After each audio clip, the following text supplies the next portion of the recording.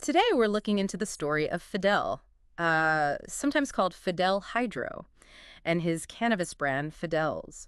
Really interesting growth there. Absolutely. It's a classic case study almost. Our goal here is to sort of unpack how he went from the, let's call it traditional market, into the legal side of things and, the waves he made. Right. And for you, the learner, this is a fantastic look at how, well, knowing your stuff, mixing it with some smart innovation and the right partnerships Yeah. can really build something big, even define a whole product type in a market that's constantly changing. Definitely. And we've got some detailed material here tracing his steps, the milestones. Yeah, we're diving into a document that lays out his journey, pulling out those key moves and insights. Quite the narrative. Shows that entrepreneurial drive in a field that was, well, transforming right under his feet. You got someone deeply rooted in the craft, seeing the shift, and figuring out how to play in a whole new ballpark, basically. Okay, so let's rewind. The story picks up around 2010. Fidel's back from Beirut. Yeah. Lands in Santa Clarita, starts working at his brother's hydroponics store. Hydroponics growing without soil using nutrient solution. Exactly. And that seems to be the real starting point for his deep dive into cannabis cultivation. Right, not just selling the gear, but getting into the LA underground scene itself. Totally immersed. The material emphasizes this was like super hands-on, rapid learning. Talking to growers And everywhere. absorbing everything, yeah. Not just reading about it, but actually doing it, seeing it. A really intense practical education. And it paid off, seems like. Early 2010s, he's already got a name in the traditional market. Known for cultivating serious heat, as the source puts it. Strains like Madmen OG, LA Confidential. So not just growing, but growing top-tier stuff. Right. Quality was key from early on. And interestingly, even back then in that unregulated space, he was apparently using pesticide usage charts. Oh, really? Yeah, which kind of points to thinking about safety and best practices even before it was mandated. Probably helped build that reputation for quality, Makes sense. Okay, jump forward to 2017. There's a name change. Fidel Hydro becomes just Fidel. Right. Seems small, but the source notes he was really controlling all the brand details. Even got his own printers for packaging. Wow, okay. That's dedication. Early brand building. Serious craftsmanship. That shift to just Fidels, well, it feels like a move towards something bigger, maybe more mainstream. Less technical sounding than Hydro. Exactly. Positioning for a wider audience, perhaps. Smart thinking about how that name lands. And then 2018 hits. A trip to Cannabis in Barcelona. This seems like a catalyst. A huge one, apparently. This is where the idea for the hash roll comes from. Explain that again, the premium joint with the hash rosin core. Yeah. Taking inspiration from Europe, but applying it to California cannabis. A real fusion. Why was that specific product such a big deal? Well, it was pretty innovative. You get the ease of a joint, right? But with the kick and flavor of concentrated hash rosin. So like an upgraded pre-roll experience. Exactly. High-end, convenient. It hit a sweet spot. And that European angle shows he was looking outside his immediate bubble for ideas. Okay, so he's got this hot new product concept. The brand is tightening up.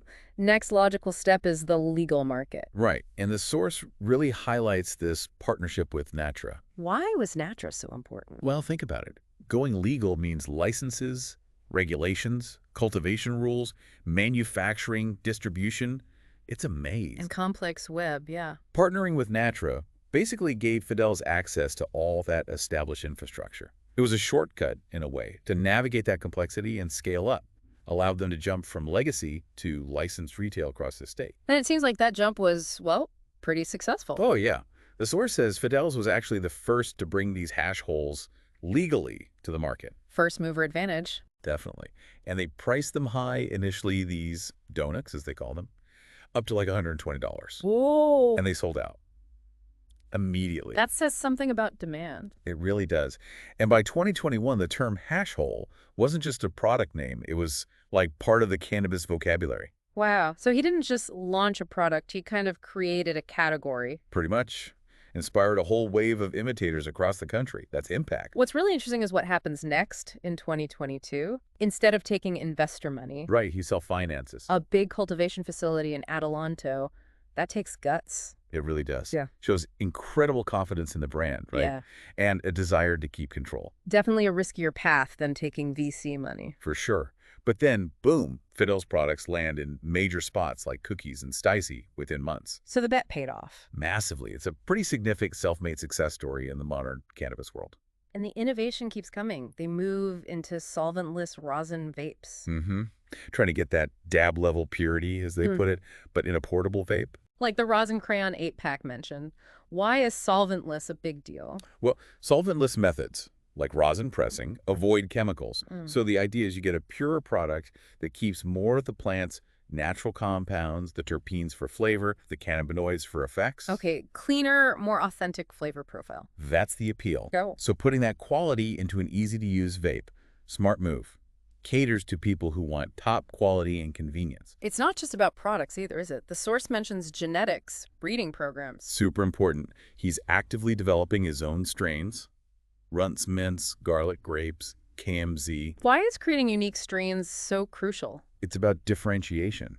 Long-term competitive edge. You're not just growing what everyone else has. You're creating unique intellectual property. Finding new flavors, new effects. Exactly. Stuff that sets your brand apart. Yeah. And winning at the Transbay Challenge in 2022, that's some serious validation of his breeding skills. And this influence seems to be spreading beyond California. He's at international expos, Cannabis again, Product Earth in the UK. Yeah, taking the California cannabis culture global. Plus, collaborations with artists. Aaron Kai, Anwar Carrots. That's crossing into streetwear and art. Totally. It shows he gets how cannabis fits into the bigger cultural picture. It's smart branding, reaching new crowds, building that lifestyle appeal. This hash holes and donuts thing, it seems to have become more formalized. Co-created with Josh Shimd. Yeah, debuted formally in Barcelona in 22, then pops up in New York, LA.